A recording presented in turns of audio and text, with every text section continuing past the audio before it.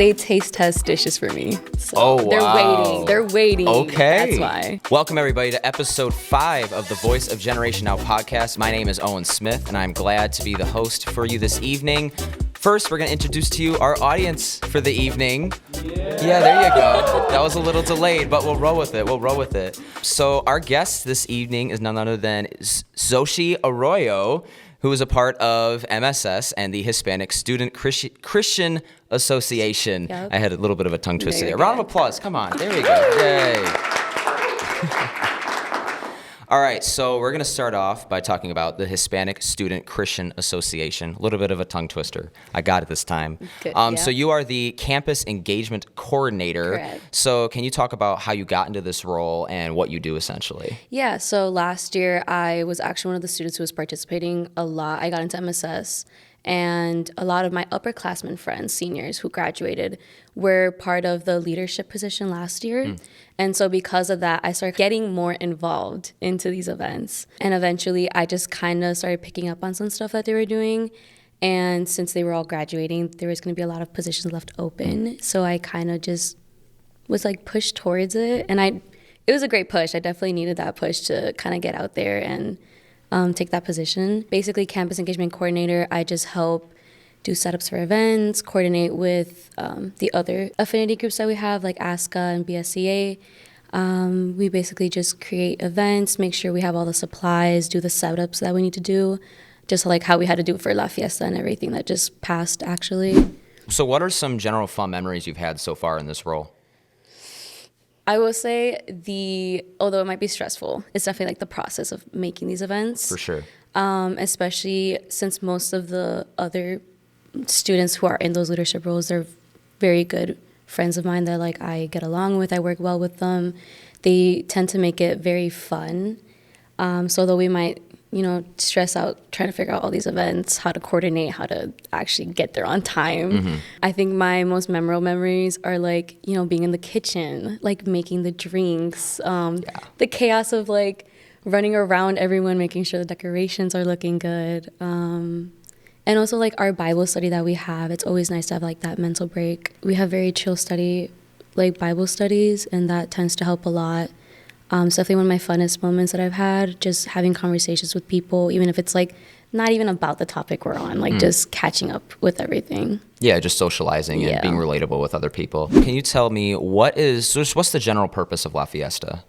So La Fiesta is an event where we like to be able to celebrate and honor like all Latin heritage students or all Hispanic students, especially because we are in the Hispanic Heritage Month.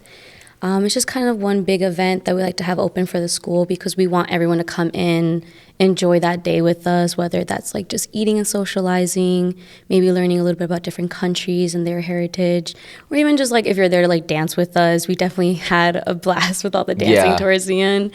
And we just like to have that as a moment where we can connect with other students in the school, kind of just bring everyone together. I mean, since you're the campus engagement coordinator, you talked about even it being stressful planning for these events. Was it like on a scale of like 1 to 10 per se? How stressful was it planning for an event like this? Like just in general, how stressful would you say? 7? 7. Okay. I want to give it a 7. Okay. Just because, to be fair, the planning is made like throughout the week. It's not just like on one day. If it was on one day, it'd be a 10. Just a 10. I believe it. But since we kind of like to give ourselves like 1 to 2 weeks beforehand to plan, we like to make sure that we'll have everything ordered so the day of we can just have it all like at MSS, like ready to go. Mm-hmm. And that way, the only thing we have to do is like, get people to help us do setups, move tables, decorations. Of course, there's always like last minute things that tend to like, Things always come up. Yeah.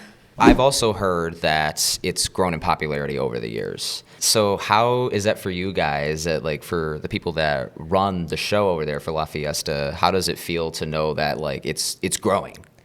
We're actually very happy about that. Yeah, I would hope so. Of course.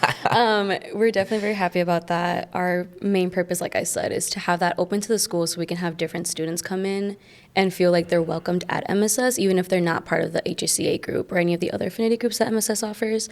It's definitely a little stressful because of the amount of people that come in. But I do think that ultimately, like, we're always very happy to have more and more every year. And I think our goal this year was to have more than last year. So we're definitely very thankful for everyone who showed up, just because, like, that was our main point. We just wanted to have everyone come in and enjoy that time with us. Love that. So since we are Spark.HD, we are still a radio station. As much as we love podcasts, we got to talk about music. So what are some of your favorite songs or just genres in general that you like to listen to? Most of my music is very Spanish related. Okay. Educate me. I don't listen to Hispanic music. Okay. I grew up mainly with kind of listening like towards like the mariachi genre and more like banda type of music. Obviously, like there's reggaeton, which tends to be one of the most popular genres right now. I don't know, like different artists. Like there's Bad Bunny, Maluma. That's like more the reggaeton genre. Okay. But I tend to lean more towards like mariachi, so like Vicente Fernandez, Pedro Infante, which are artists. I'm sorry, you're looking at me you're like all you're good. so confused. I'm being educated. That's right. okay. I'm learning. I personally like one of my favorite artists. His name's Umbe. Okay. His music is very like soft, like Spanish rock. It's calm. Yes. Oh, okay. Interesting. Well, yeah, I guess. It's very relaxing for sure. Okay, I interrupted you. Did you say rock at the end? Okay, yeah. Rock, when I think of rock, that is not calm, that's for sure. Well. I interrupted you, to be fair. Yeah. Okay. Yeah, we'll leave it at that. Bad Bunny, I have heard of Bad Bunny. I'm a big baseball fan, and baseball is really popular with like in Hispanic culture, and a lot of walk-up songs for Hispanic players are Bad Bunny. So I have heard some snippets of his music, that's for sure. Did you like it? I did not mind it. That's for sure. That it's very modern. So I think just modern music in general is. I mean, we're all the same age here. It's all up our alleys. I guess, for the most part, but yeah, I did not think it was bad at all. That's for sure. So we're gonna talk about your major now. What is your major? So I am a Spanish education major. Okay. Currently doing K through 12. Okay. But I'm trying to aim for a master's so I can be a college professor. Oh, wow. Go you. Thanks. So what does your workload look like right now? Is it stressful? Just like MSS. No.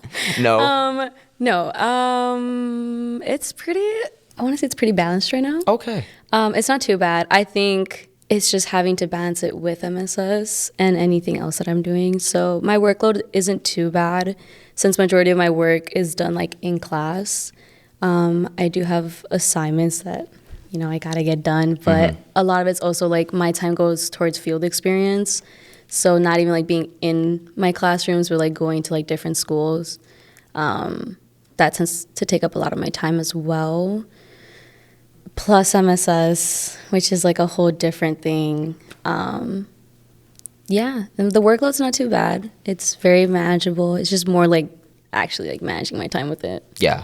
No, you got to balance everything out and not make sure you're going to be driven insane. That's how I am too. Like extracurriculars and like actual school, if you do too much of one or just too much of both in general, you're going to be driven insane.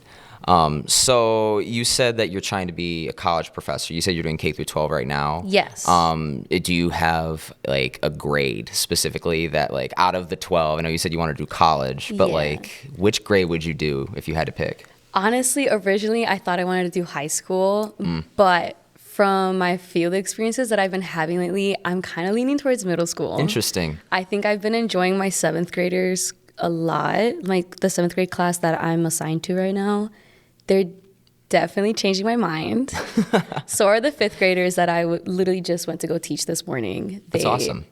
They just seem like more my type of energy, like up my alley. The high schoolers have been great. There's definitely a lot of talking in their classes. Yeah, it's a different age group. Yeah, but I will say I think I'm leaning towards middle school. Interesting. All right, so that's all we have for the questions I'm going to ask. Now we're going to turn it to the audience. So if anyone in the audience has any questions, this is the part where everyone starts giggling and starts looking at each other, and everyone's faces turn red. All right, here we go. This is our main man right here. Hello. Hi. This is close enough? Okay. Would you rather have unlimited bacon but no video games, or unlimited video games, but no video games? Unlimited bacon. Okay. I have one more question. You said your favorite grade was like 7th grade Yeah. or like 5th grade. What's your least favorite grade? Ooh, good question. Juniors in high school. Interesting. Juniors? Yeah. I believe that though. I have a reason though. Okay. I have a fair reason for this. The juniors that I went to go see, they're great. They're great guys. I promise. But it's very hard to get them to like actually participate. And since they're kind of more on the like, oh, I'm ready to leave high school mindset, they're kind of just like not there. So it's kind of harder to like work with them. Okay. Yeah. I totally believe that. Yeah. I totally believe that. To be fair, we all went through that too. So. That is true. We all did. For sure. What got you into teaching, man? I think I was part of this choir program during my high school years, and my teacher that I had in that choir program actually influenced me a lot to be who I am now. And she very much pushed me to continue the skills that I was building there, like vocally and as a piano accompanist. There we go, sorry. After a while, I actually began teaching other students because I was a piano accompanist for them. So that kind of just pushed me towards feeling like this was something that I really wanted to do, was to teach others. Even if it wasn't in music, I wanted to teach them something. And because my culture was so important to me, I wanted to go into like Spanish. And also my Spanish teachers had a very big influence on me in high school. Hello. Hi. As you mentioned, you are the CEC. Would you potentially next year go for maybe president of HSCA? I don't know. TBD. I am not opposed to it, but I feel like someone would be better suited for that position. Interesting. Why do you say that? I just feel like I personally work better when like I'm told what needs to be done and I can do it. But if I'm the one who needs to tell others what to do, I feel like I can't. Like I get stuck. Like I feel like I just can't do that unless I learn how to do it. But I do enjoy HSCA a lot, so I wouldn't be opposed to it. Okay. Interesting. Yeah. Thank you. I don't even have to ask for questions anymore. We got a line forming. I don't. What's up? Hey. So what's been your favorite event that you've participated in? Ooh. I gotta say it's probably La Fiesta, just because I very much enjoy seeing a lot of of my friends there, and even people who are just my classmates showing up. Like that makes me very happy to see them there, and also I very much enjoy the dancing part. That tends to be where I socialize the most, is like connecting with people through like dancing or like, if we're singing along to a song together. That's fair. Yeah. Another question. Yeah. Go for it. What are some valuable lessons or skills, or even like the little things that you think will be important for your future? It's a good question. Like my personal future or like my academic future? For teaching. For teaching. Yeah. Definitely do not take anything personal. I feel like a lot of times we tend to forget, like we all have been through that age already, or like through high school or through middle school. So we know start off as like very insecure and we'll like lash out and like do stuff. And as teachers, I think the one thing I learned was like not to take that personally, because they're not like personally doing that to like hurt me. They're just in that process of like growing. So definitely do not take everything personal, and separate like work from home, because it's not really worth bringing that home with you. Absolutely. Awesome. Good stuff. Thank you. We got a line forming over here. I'm scared. You're scared? I'm scared. What's your favorite Hispanic dish, and when can I have it? I gotta say it's probably caldo de albóndigas, and I'll probably be making this during the Christmas season, so you can come over and have some then. Thank you. Of course. He's very excited. He had to mention, when can I have it? They taste test dishes for me. So Oh, they're wow. waiting. They're waiting. Okay. That's why. That's right. So you mentioned possibly getting a master's, right? Mm-hmm. Would you want to stay here where you currently are, or like do you plan on like getting that somewhere else? Ideally, I'd love to move back home to Chicago and do it at one of the universities back home. I haven't really looked into like what it would be like to have to get a master's here. If they have something, a little better here, then I would definitely stay. But ultimately, I do plan on going back home at some point because I do want to teach in Chicago. Awesome. Thank you. We have a returner. So, I don't know if you're introvert or extrovert, so I wanted to ask, like, how do you recommend people step outside of their comfort zone? It's a good question. I've been told that I'm very much a social butterfly, as, they witnessed at La Fiesta. I will say, though, I do have my introverted moments where, like, I kind of just like to sit in silence and just observe whatever's happening around me. It's good to step out of your shell in an environment you're comfortable in, so start with, like, your friends. Obviously, we're going to feel more comfortable with our friends, so that's going to be easier for us. But maybe, like, slowly, like, start, going to different activities, different events, go to a new environment where, like, you're not used to it. It's definitely hard, especially, like, at events to, like, talk to different people because you'd rather just stay with your group of friends. But I promise you, like, if you were to talk to different people at these events, you will realize, like, whether or not you can kind of step out of that comfort zone you have. It definitely took a while for me to be a social butterfly. It's, and also, like, if you do something that you like how I was explaining, that at La Fiesta, you guys caught me in the middle of, like, the dance floor, and I was very, like, social and hyper, and because that's, like, that's my environment that, like, I thrive in. So if you find something that, like, you can be comfortable and, like, thrive in it, like, it'll help, and you can just, like, kind of pull people in with you. All right, one more. Yeah, what's up? How was your first experience, like, teaching somebody else or lecturing as a student? It was not the best, I will not lie. I actually started teaching vocal lessons when I was 15 at that choir program I mentioned. And it was with students who were older than me. Like, I had 18-year-olds that I was, like, teaching or, like, helping them practice, and they did not take that very well. Especially because it's normal for us to, like, take direction better from someone who's older and more experienced. Whereas, like, if a 14-year-old or a 15-year-old came up to you and was like, what you did is wrong, like, that would rub them the wrong way. Obviously, I didn't tell it like that to them, but, teaching someone older than you is difficult. And even now, like, teaching someone younger than me is difficult because you have to put yourself in, like, their mindset.